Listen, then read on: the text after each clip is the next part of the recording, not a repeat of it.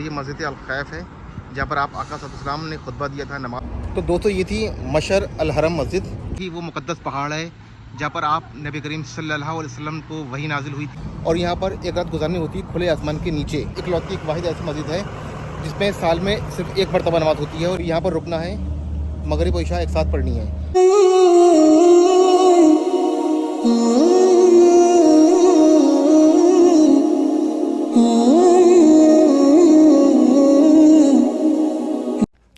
अस्सलामु अलैकुम वरहमतुल्लाहि वबरकातुहू। मुअज़्ज़िज़ नाज़रीन, मैं हूं आपका मेज़बान मोहम्मद समीर और आप लोग देख रहे हैं मेरा चैनल राह सफ़र। नाज़रीन इकराम, मक्का सीरीज़ का ये मेरा ज़ियारत का दूसरा वीडियो है। जी हाँ, पिछले वीडियो में मैं आपको कुछ ज़ियारतें नहीं दिखा पाया था, तो वो बची हुई ज़ियारतें आज मैं आपको कराने वाला हूँ। दोस्तों अब मैं पहुँच चुका हूँ। यह है पीछे आप देख रहे हैं, यह है मस्जिद निमरा। जी हाँ, ये अरफात के मैदान के पास में ही मौजूद है मस्जिद निमरा। वैसे तो मस्जिदें 12 महीने ओपन रहती हैं, उसमें 5 टाइम की नमाज़ होती है, लेकिन इकलौती एक वाहिद ऐसी मस्जिद है जिसमें साल में सिर्फ एक मरतबा नमाज़ होती है और एक ही बार खुतबा पढ़ा जाता है, वो भी हज के टाइम पर। ये यहाँ हमारे नबी करीम सल्लल्लाहु अलैहि वसल्लम ने जो खुतबा दिया था वो यहाँ पर दिया था, मस्जिद निमरा कहते हैं। और साल में इसको एक बार ईद उल अज़हा के दिन ही यहाँ पर नमाज़ होती है और अरफात वाले दिन यहाँ पर खुतबा पढ़ा जाता है। तो इसको वैसे बंद मस्जिद जो है मामूल रहती है, बंद रहती है, सिर्फ एक ही मरतबा खुलती है हज के मौके पर। मैं आपको दूर से ज़रा फ्रंट करके दिखा रहा हूँ, फ्रंट कैमरे से। तो नाज़रीन इकराम, आप देख सकते हैं ये है मस्जिद निमरा। मैं आपको अपने बैक कैमरे से दिखा रहा हूँ। ये इसका मस्जिद का फ्रंट का नज़ारा। ये गेट नंबर 3 है, जहाँ मैं खड़ा था वो गेट नंबर 4 था। इसका आगे गेट नंबर 2 है, वो गेट नंबर 1 है। जी हाँ, इस पर सिर्फ हज के दौरान ही खुतबा पढ़ा जाता है और ये मस्जिद सिर्फ एक बार खुली जाती है, साल में एक बार, जिसको हम सब लोग मस्जिद निमरा के नाम से जानते हैं। तो दोस्तों ये थी मस्जिद निमरा जो कि साल में सिर्फ एक मरतबा खोली जाती है ईद उल अज़हा के मौके पर और यहाँ पर अरफात का खुतबा पढ़ा जाता है। जी हाँ, वैसे तो मस्जिदों में वैसे मैंने बताया आपको 5 टाइम की नमाज़ होती है, लेकिन ये मस्जिद एक वाहिद ऐसी मस्जिद है जिसको बंद रहती है, सिर्फ हज के मौके पर ही इस मस्जिद को खोला जाता है। माशाल्लाह तबारकल्लाह, बहुत मुबारक मस्जिद है। मक्का मुकरमा की मेन ज़ियारतों में से एक ज़ियारत ये भी है। तो नाज़रीन इकराम, अब जिस वक्त मैं खड़ा हूँ, जिस जगह खड़ा हूँ, ये एक बहुत ही इंपॉर्टेंट मस्जिद है हाजियों के लिए जो लोग हज करते हैं। जहाँ दोस्तों मस्जिद निमरा के बाद इस पूरे एरिया के अंदर इसका शुमार किया जाता है। इसका नाम है मस्जिद मशर अल हरम। जी हाँ दोस्तों, ये मस्जिद मौजूद है मुज़दलिफ़ा। मुज़दलिफ़ा वो जगह है जहाँ पर आप हमारे प्यारे नबी सल्लल्लाहु अलैहि वसल्लम ने आराम किया था और यहाँ पर 2 नमाज़ें एक साथ पढ़ना होती है, मगरिब और इशा। जी हाँ दोस्तों, मगरिब और इशा की नमाज़ यहाँ पढ़नी होती है और यहाँ पर एक रात गुजारनी होती है खुले आसमान के नीचे।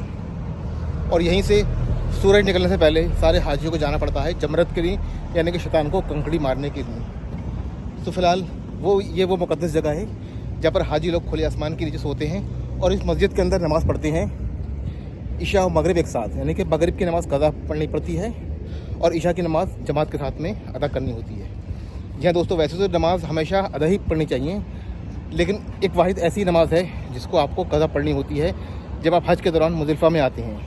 जी, असर पढ़ के हम लोग वहाँ से पैदल निकलते हैं मीना से, यहाँ पर अरफात के बाद यहाँ पर आते हैं। यहाँ पर आपको आते आते मगरिब का वक्त निकल जाता है, तो मगरिब और इशा एक साथ नमाज यहाँ पर अदा की जाती है। तो आप इस मस्जिद का नज़ारा कर लें। माशाल्लाह तबारकल्लाह, बहुत ही मुबारक, बहुत ही मुक़द्दस मस्जिद है ये। फ़िलहाल अब बंद है, इसको भी हज के मौके पर ही खोला जाता है। अब मैं आपको अपने बैक कैमरे से इसका फ्रंट से नज़ारा कराता हूँ। माशाल्लाह नाज़रीन इकराम, देख सकते हैं ये है मस्जिद मशर हरम मॉस्क इन मुज़दलिफ़ा।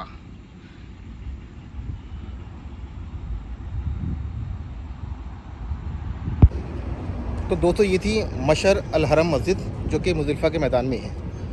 फ़िलहाल ये मक्का की ज़ियारतों में इसका भी एक शुमार किया जाता है। जब कभी भी आप आ रहे हैं हज करने, उम्रा करने, हज करने आओगे तो लाजमी आपको यहाँ आना ही आना है। अगर आप उम्रा करने आ रहे हो या वैसी सऊदी एक्सप्लोर करने आ रहे हो, आप मुस्लिम हो, तो as a Muslim you should visit over there. समझे, ये इस्लाम की तारीख की एक अहम मस्जिद है। यहाँ पर हमारे आका सल्लल्लाहु अलैहि वसल्लम ने इस जगह पर आराम किया था और यहाँ पर नमाज कज़ा अदा की थी उन्होंने मगरिब की, और नमाज अदा की थी इशा की। तो तब से लेकर आज तक हज के अरकानों में से एक अरकान ये भी है कि आपने आना है तो यहाँ पर रुकना है, मगरिब और इशा एक साथ पढ़नी है और उसके बाद आपको सुबह सूरज निकलने से पहले इस जगह को छोड़ देना है। आपको यहाँ से कंकड़ी उठानी है, कंकड़ी उठा के फिर आपको पहुँचना है मीना के मैदान में जमरत में। वहाँ पर आपको शैतान को कंकड़ी मारी जाती है। जहाँ शैतान को कंकड़ी मारने वाली यहीं से ही हाजी लोग इकट्ठा करके लेके जाते हैं। तो माशाल्लाह तबारकल्लाह, ये इसकी मैं आपको ज़ारत करा चुका हूँ ऑलरेडी। अब चलते हैं आज की ज़ारत की अगली डेस्टिनेशन की जानिब। तो नाज़रीन किराम, फ़िलहाल अब जिस मकाम पर मैं खड़ा हूँ इसको कहते हैं मीना। जी हाँ दोस्तों, ये मीना का मैदान है। हज के मौके पर हाजी लोग इसी मैदान में, मीना के मैदान में इकट्ठे होते हैं। सारे खेमे अलग अलग बैठे जाते हैं कंट्री वाइज। इंडोनेशिया का खेमा अलग है, इंडिया का खेमा अलग, पाकिस्तान का खेमा अलग। और इसके पीछे आपको, मेरे पीछे एक मस्जिद नज़र आ रही होगी, इसे कहते हैं मस्जिद खैफ। ये भी साल में एक मरतबा ओपन होती है हज के मौके पर। ये मस्जिद जो निशानी बतौर बनाई गई, जैसे कि मैंने आपको मस्जिद निमरा दिखाई थी और मुज़दलिफ़ा की मस्जिद दिखाई थी, और ये मस्जिद खैफ आप पीछे देख रहे हैं। ये हज के मौके पर एक ही मरतबा खोली जाती है और इसकी निशानदेही ये है कि यहाँ पर हमारे आका सल्लल्लाहु अलैहि वसल्लम ने क़याम किया था, खेमे लगाए थे, यहाँ पर बैठ कर उन्होंने दर्स दिया था। तो बनिस्बत उनके बतौर यादगार यहाँ पर मस्जिद तामीर कराई गई है। ये माशाल्लाह अभी आपको ये मैदान सुनसान नज़र आ रहा होगा, लेकिन हज के मौके पर ये पूरा रोड और ये पूरे खेमे में जगमग नज़र आते हैं। चारों तरफ चहल पहल नज़र आती है, चारों तरफ आपको हाजी हाजी नज़र आ रहे होते हैं। माशाल्लाह तबारकल्लाह, बहुत ही मुबारक जगह है। और इसके पास में ये है जमरत, जहाँ पर शैतान को कंकड़ी मारी जाती है, वो मैं आपको अभी दिखाने वाला हूँ। इसके बाद पहले मैं आपको अंदर से फ्रंट कैमरे से मीना के कैंपों का आपको नज़ारा करा दूँ। जी देख सकते हैं हम नाज़रीन इकराम, ये है माशाल्लाह तबारकल्लाह मीना का कैंप। और ये मस्जिद अल खैफ है, जहाँ पर आप आका सल्लल्लाहु अलैहि वसल्लम ने खुतबा दिया था, नमाज़ पढ़ी थी। इसी वजह से बतौर यादगार इस जगह पर मस्जिद तामीर कराई गई है, जैसे कि मुज़दलिफ़ा में है और मस्जिद निमरा। माशाल्लाह बहुत ही खूबसूरत नज़ारा है। जिस टाइम हाजी लोग इकट्ठे होते हैं यहाँ पर हज के दौरान, तो उस वक्त तो नज़ारा देखने में ही बनता है। जी हाँ नाज़रीन इकराम, जिस वक्त यहाँ पर हाजी लोग इकट्ठा होते हैं हज के मौके पर, तो ये पूरा इलाका चहल पहल रहता है। पूरा इलाका में आपको सिर्फ हाजी हाजी नज़र आ रहे होते हैं ihram पहने हुए। तो माशाल्लाह तबारकल्लाह बहुत ही सुहाना मंजर रहता है। और अल्लाह सुब्हानहू व तआला से दुआ करता हूँ आप लोगों के लिए भी कि आप लोगों को यहाँ पर इस खैमों में आराम करने का, क़याम करने का शर्फ हासिल हो, यानी कि आप लोगों को भी अल्लाह सुब्हानहू व तआला हाजी बनाए और हज नसीब अता फरमाए, हज पर बुलाए आपको इंशाअल्लाह तबारक। तो माशाल्लाह अब चलते हैं हम लोग दूसरी रेस्टोरेंट की जानिब। मैं आपको दिखाता हूँ जमरत, जहाँ पर शैतान को कंकड़ी मारी जाती है। अभी यहीं से दिखा देता हूँ आपको मैं। तो नाज़रीन इकराम, फ़िलहाल जमरत के लिए इन लोगों ने ये बैरिकेड लगा रखी है, दीवार लगा रखी है। ये सामने ऊपर जो आपको नज़र आ रहा होगा, ये वाइट सब ये पिलर नज़र आ रहा होगा, ये एक इसके आगे भी है, देखिए आप इस साइड में ये है। तो ये है छोटा शैतान, बड़ा शैतान। एक शैतान, सबसे बड़ा शैतान इनके आगे है। जब हाजी लोग हज मुकम्मल करते हैं तो उनका जो आखिरी स्टेप होता है, ये होता है शैतान को कंकड़ी मारना। सबसे पहले दिन आकर 7 कंकड़ी मारी जाती हैं बड़े शैतान को। जहाँ बड़े शैतान को कंकड़ी मार के हाजी लोग वापस चले जाते हैं। जब दूसरे दिन वापस आते हैं तो बड़े शैतान को 7 कंकड़ी मारेंगे, दूसरे वाले को 7 मारेंगे और तीसरे वाले को भी 7 कंकड़ी मारेंगे। ऐसे करते करते तीसरे दिन भी ऐसे ही हाजी लोग करते हैं, 7 कंकड़ी बड़े शैतान को और 7 कंकड़ी दूसरे शैतान को, 7 कंकड़ी तीसरे शैतान को। तो 3 दिन तक ये सिलसिला चलता रहता है कंकड़ी मारने का। ये जो फॉर्मेलिटी है, ये जो रस्म है कंकड़ी मारने की, इसको जमरत कहते हैं। ये देखिए जमरत का गेट नज़र आ रहा होगा, लिखा है जमरत फर्स्ट फ्लोर। जी दोस्तों, यहाँ पर आके अगर किसी ने भी हज किया है, शैतान को कंकड़ी नहीं मारी, तो उसका हज नहीं माना जाएगा जब तक शैतान को कंकड़ी ना मारी 3 तक लगातार 7-7 मरतबा। माशाल्लाह तबारकल्लाह, ये बहुत ही मुक़द्दस और पाक जगह है। हज की निशानी से एक निशानी ये भी है। तो अल्लाह तबारक सुब्हानहू व तआला से फिर आप लोगों की दुआ करूँगा कि अल्लाह आप लोगों को हज नसीब फरमाए, ज़रात नसीब फरमाए, उम्रा नसीब फरमाए।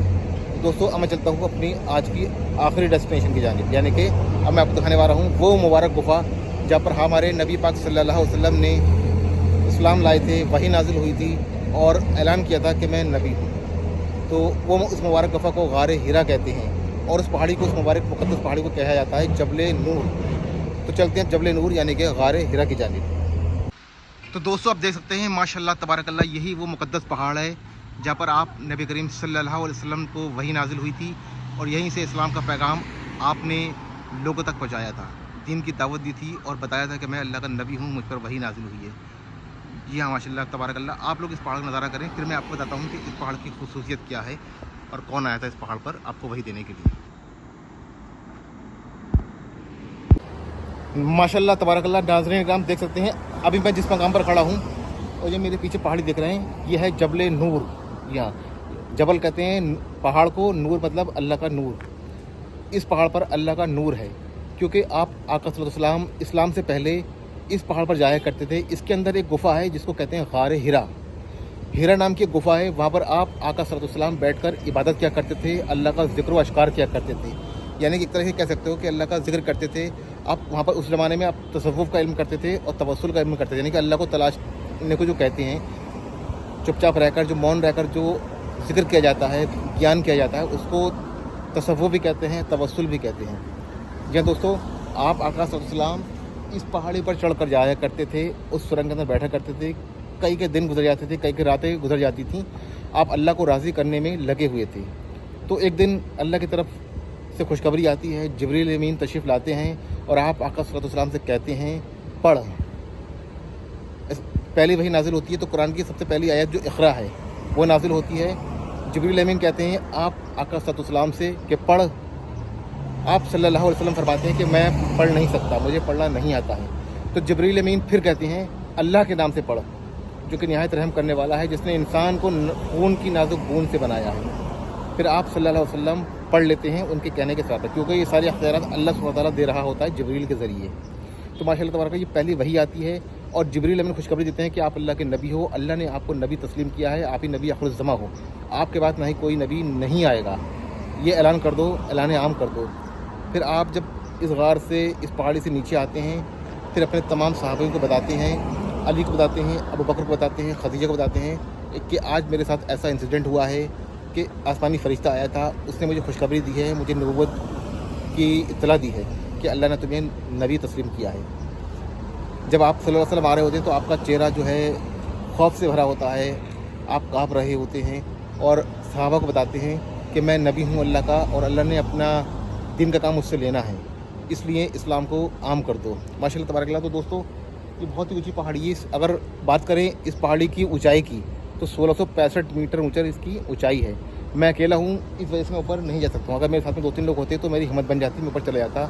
अनफॉर्चुनेटली इस बार मैं अकेला आया हूँ। पिछली बार मैं आया था तो मेरे साथी लोग थे, उस टाइम पर इसका रास्ता बंद कर दिया गया था, लेकिन इस बार इसका रास्ता खुला है।